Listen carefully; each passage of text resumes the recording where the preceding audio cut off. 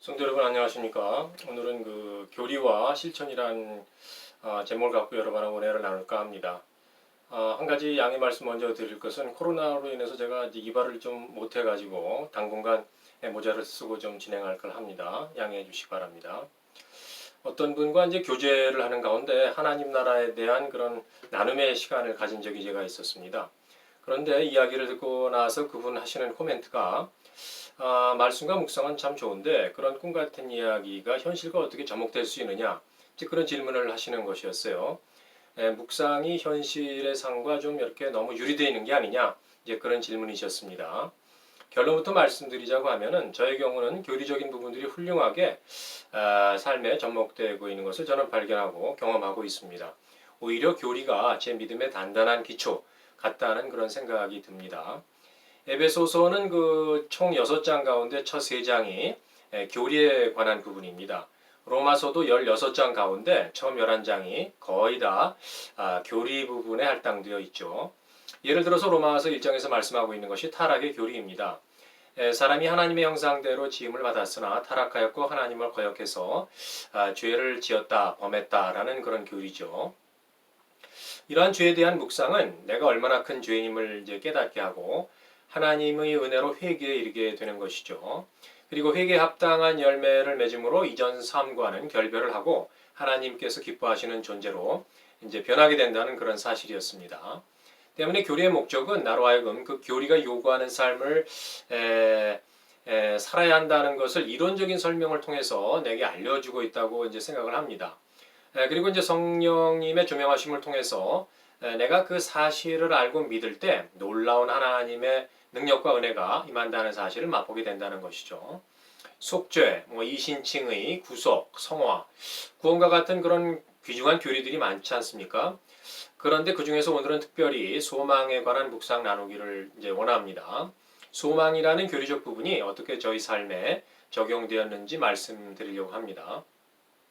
베드로전서 3장 15절 말씀입니다.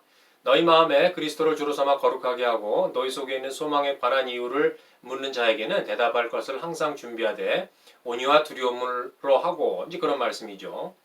예전에는 제가 베드로전서 3장 15절 말씀을 보고는 나하고는 별로 관계가 없다. 이제 그렇게 생각을 하고 지나갔습니다. 소망이라는 거에 대해서 생각하거나 묵상해 본 적이 이제 별로 없기 때문이죠.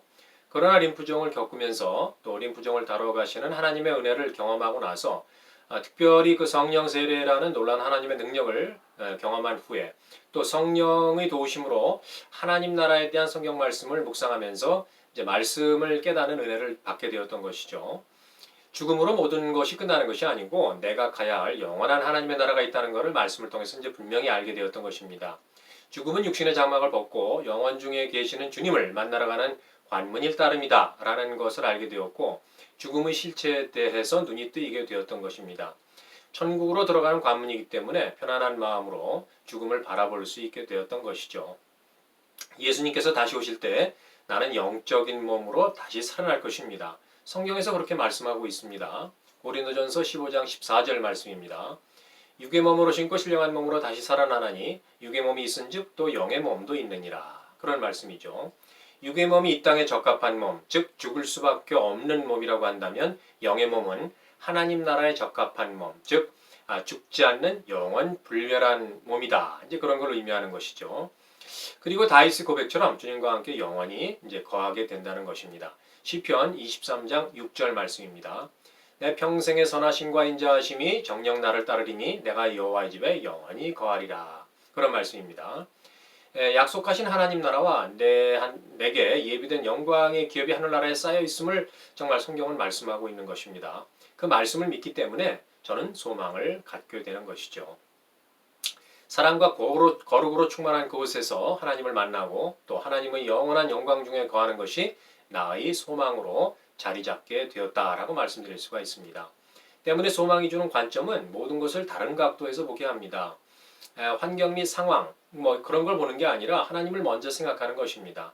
그 환경을 주장하시고 또 모든 상황을 관장하시는 하나님의 섭리와 인도하심을 이제 생각하는 것입니다. 먼저 나를 위해 하나님의 목적을 이루어 가시는 그런 하나님을 생각할 때 주님께 나를 내려놓고 항복하고 싶은 평상시와 다른 그런 마음이 이제 생기는 것이죠.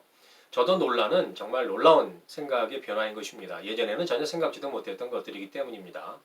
그것은 분명한 성령님의 역사로 말미암는 하나님께서 기뻐하시는 저의 내적 변화이며 전적인 하나님의 은혜라고 저는 확신하는 것이죠. 그리고 그때 이제 생명의 원천인 내 마음이 하나님에 의해서 주장되는 것을 느끼고 또 윤리적, 도덕적인 삶의 부분들이 교리 말씀대로 자연스럽게 삶에 적용되는 것을 봅니다. 성령의 열매가 내 삶에서 조금씩 나타나기 시작하는 것이죠. 또한 하나님 나라에 대한 소망의 눈이 뜨이면서 세상에서 일어나고 있는 일들의 그런 현상을 보는 눈이 완전히 달라졌다는 것입니다. 하루는 보니까 나의 삶에서 정말로 가치 있고 중요한 것이 많지 않았습니다. 예전에는 신경을 쓰고 중요하게 여겼던 것들이 이제는 그냥 담대하게 지나칠 수 있는 그런 관용과 포용력이 생기게 되었던 것이죠. 하영주 목사님은 예전에 통과라는 단어를 설교 중에 많이 사용하셨던 걸로 기억합니다. 웬만한 일은 그냥 다 통과, 즉 패스라고 하신 말씀이 관용과 포용을 의미하는 것이 아닌가 생각이 듭니다. 예수님은 믿지 않지만 부유한 사람들이 많이 있죠. 그런 사람들을 보면 부러울 때가 있었습니다. 도대체 뭘 해서 이렇게 돈을 많이 벌었길래 저렇게 좋은 집에 살고 좋은 차를 타고 다닐까? 그런 생각이 이제 드는 거죠. 그러나 곧 얘 예수님 믿지 않으니까 지옥 갈 사람들이구만. 뭐 이제 그런 생각이 또 듭니다. 곧. 그러면 마음에 묘한 그런 안도감이 생기고 편안해지는 것을 예전에 느낀 적이 있습니다. 그러나 그것은 지금 생각해 보면 어떤 시기와 질투에서 나오는 잘못된 편안함이었다라는 생각이죠. 그릇된 비교의식에서 오는 잘못된 자기 합리화라는 생각이 이제 듭니다. 그러나 하나님 나라를 소망하게 되면서 그런 사람들을 이제 보게 되면은 그 영원히 불쌍하다는 그런 긍휼의 마음만 듭니다. 전도의 대상일 뿐이고 주님께서 저에게 임무를 주셨던 대로 돌보아야 할 주님의 양일 따름이었습니다. 죄악된 욕망들이 자신에게 있는 사실도 모름으로 인한 불순종, 그리고 또 안다 해도 의도적으로 불순종하며 살아가므로 골로새서 3장 6절에서 말씀하는 그들에게 이 말 하나님의 진노를 모르고 살아가는 불쌍한 사람들이라는 생각만 들 따름입니다. 천국에 대한 소망은 곧 내가 원하고 바라던 하나님의 놀라운 영광을 접하면 얼마나 두렵고 떨릴까 하는 그런 경외의 마음이죠. 그리고 또 얼마나 기쁘고 감격스러울까 하는 마음을 품는 것입니다. 늘 궁금하고 사모했던 영원한 영광 중에 거하는 그런 영광이 중요한 것이 무엇이며 또 하나님께서 나를 위해 예비하신 기업의 영광의 풍성함이 무엇인지 볼 수 있다는 그런 염원의 마음이기도 합니다. 그러므로 신랑된 예수님 뵙기를 고대하는 신부된 저로서는 이 땅에서 남은 시간 동안 주님께서 주신 달란트를 잘 활용해서 주님이 맡겨주신 일을 잘 감당함으로 주님 만날 준비를 해야겠다. 이제 그런 생각을 다시 한번 하게 되는 것이죠. 강용우 박사라는 분은 15살 때 실명을 했다고 합니다. 어머니도 일찍 이제 돌아가시고 시리의 시간을 보내던 중 한 가지 불행보다 10가지 감사를 생각하라는 어떤 분의 말씀을 듣고 마음을 바꾸기로 결심을 했다고 합니다. 그리고 열심히 공부해서 한국인 장애인 최초로 미국 유학길에 올라 피츠버그 대학에서 교육학 박사학위를 받고 백악관에서 대통령 자문위원으로 인정도 받게 되었다고 합니다. 마음을 어떻게 정하느냐에 따라 하나님께서 그 인생의 길을 인도하셨는지를 보여주는 좋은 예라고 할 수 있을 것 같아요. 나의 마음은 예전에 완고하고 단단했었습니다. 하나님 말씀이 내 중심으로 잘 들어오지 못했습니다. 내 안에 있는 죄가 내 마음을 단단하게 했기 때문입니다. 단단해진 마음을 하나님을 알지 못하는 마음이었습니다. 그러나 긍휼이 풍성하신 하나님께서 그 단단했던 마음을 녹여주셔서 부드러운 마음을 갖도록 은혜를 베풀어 주셨습니다. 에스겔서 36장 26절 말씀입니다.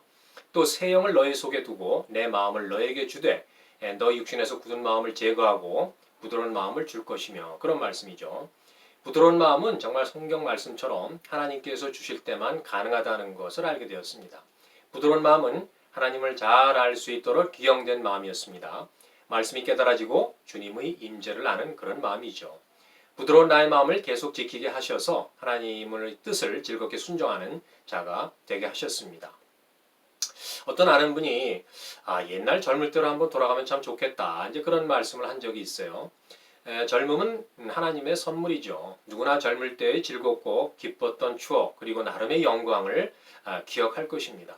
그러나 저는 젊을 때를 회상하면 불안한 마음만 듭니다. 지금 생각하면 외나무 다리로 계곡을 건너는 심정이었습니다. 왜냐하면 하나님을 알지 못했던 청방직축의 그런 시절이었기 때문입니다. 누가 만일 젊을 때로 돌아가고 싶냐고 묻는다면 단연코 아니라고 저는 대답할 것입니다. 멋지고 또 경험하고 싶고 재미있고 고상한 그런 일들이 많았던 그 시절로 돌아가고 싶은 마음이 전혀 저한테는 없습니다. 하나님께서 나와 함께 하시지 않기 때문입니다. 하나님과 하나님 나라를 소망하게 되면서 그런 것들이 더 이상 저에게 아무런 가치와 흥미를 주지 않기 때문입니다. 하나님 나라의 그 귀하고도 엄청난 영광과 도저히 비교할 수 없고 또 하나님께서 주신 기쁨과 감사와 평안은 이 세상의 그 무엇과도 바꿀 수 없는 귀한 것들이기 때문이었습니다. 하나님 나라에 가면 구름같이 많은 믿음의 증인들과 먼저 소천한 사랑하는 친구들도 저는 만날 것입니다. 같은 순식구였던 존경했던 그 장로님도 만나 뵐 것이며 바울도 다윗도 그리고 아브라함도 만날 것입니다. 천경이 하루 같은 하나님의 세계는 물리적인 시간을 뛰어넘는 하나님의 영원한 시간 개념 속, 즉 하나님의 영생과 함께 하는 곳입니다. 이 땅의 시간 개념으로는 도저히 측정할 수 없는 것이죠. 의와 기쁨과 평강만이 온 천국을 뒤덮고 있으며 모든 피조물이 찬양으로 가득한 곳이 바로 하나님 나라 아니겠습니까? 그러한 하나님 나라에 대한 소망이 저한테 이제 있다는 것이죠. 사탄의 거짓에 속아 불순종의 죄를 지은 결과는 하나님과의 관계 단절이었습니다. 하나님의 죄 문제 해결 방법은 예수님의 대속적 죽음이었습니다. 인간 구원의 방법이자 하나님의 사랑의 결정체인 그런 어떤 예수님의 십자가는 하나님의 지혜요, 하나님의 능력이었습니다. 우리가 알고 있듯이. 하나님께서 내게 원하셨던 것은 하나님과의 화해 그리고 회복이었습니다. 그리스도의 의의 두루마기를 입은 저를 의인으로 보아주시는 하나님께서는 예수님의 죽음과 연합한 저에게 예수님의 새 생명을 부어주셨습니다. 내게 주어진 그런 그리스도의 새 생명은 바로 성령님이셨습니다. 그 생명의 역동적 힘이 저한테 임했습니다. 에스겔서 37장 말씀처럼 죽어있던 마른 뼈들이 하나님의 생기가 공급될 때 죽었던 나의 영이 다시 살아나고 소망 없던 나의 영이 하나님과 하나님 나라의 소망으로 가득 차기 시작했던 것입니다. 예수님이 십자가 보혈로 죽었던 나의 영이 그리스도의 영으로 다시 살아나고 기능하며 다쳤던 내 마음과 영의 눈이 열리고 단단했던 내 마음이 부드러워짐으로 기쁨과 감사와 찬양으로 주님을 바라보게 되었으며 나의 본향인 하나님 나라를 소망하게 되었다. 이런 말씀이죠. 저는 이제 하나님께서 예비하신 새 생명 얻은 자가 누리게 되어 있는 천국, 즉 복락의 세계로 들어갈 사람인 것입니다. 그것이 이제 저의 소망이라는 말씀입니다. 때문에 성경 교리는 내 믿음의 실천을 위해 근본을 강하게 잡아주는 기초석이라는 그런 생각이 저한테 들었습니다. 성경 교리의 목적과 목표는 그렇기 때문에 나와 주님과의 관계를 바르게 하고 또 영적으로 저를 성숙시켜주는 데 있다. 이제 그런 생각이 저한테 들었습니다. 성경의 교리를 모르는 성도들이 있었습니다. 바울 시대의 기독교인은 거의 노예나 종의 신분이었습니다. 그래서 교육을 제대로 받지 못했고 대개가 빈곤 소외 계층이었습니다. 바울은 그런 성도들의 믿음과 사랑과 소망에 대해서 칭찬하고 격려해 주었습니다. 데살로니가전서 1장 3절 말씀입니다. 너희의 믿음의 역사와 사랑의 수고와 우리 주 예수 그리스도에 대한 소망의 인내를 우리 주 하나님 아버지 앞에서 끊임없이 기억함이니 이런 말씀입니다.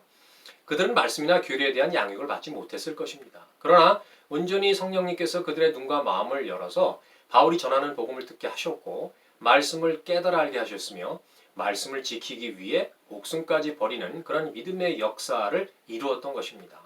그런데 그런 믿음과 사랑이 소망에서 비롯되었다고 골로새서에서 말씀하고 있습니다. 우리말 성경 골로새서 1장 5절 말씀입니다.